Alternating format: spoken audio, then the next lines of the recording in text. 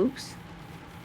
These are the simple ingredients we're using. This is one of the key ingredients are these alfalfa sprouts. I have been growing them regularly and they are so full of nutrients. And I just heard Doug Evans say that when we freeze the sprouts, that even releases more bioavailability, nutrition. I can't remember what he said, but I was very excited to know that I can freeze my sprouts. So yay. Okay, so the main other ingredient here is going to be these dates, medjool dates. I'm going to put a cup into the food processor. A cup of medjool dates is approximately 12 to 13 dates, pits removed. Okay, then we're going to do a cup of walnuts. You can use a different nut if you like. Simple, simple. And then we're going to do a half a cup of blueberries. We're going to do 1/4 of a cup of the sprouts. So excited to get the sprouts in there.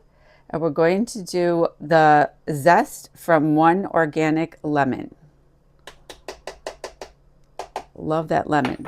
And then just a little bit of cinnamon, 1/4 of a teaspoon of cinnamon, plus a little bit of nutmeg, like a dash of nutmeg, and also a dash of kosher salt. Just like doop.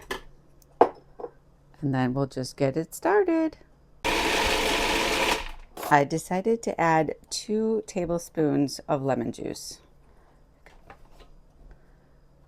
We want it to be a little bit pasty like this so that we can roll them into balls. I think this is a good consistency.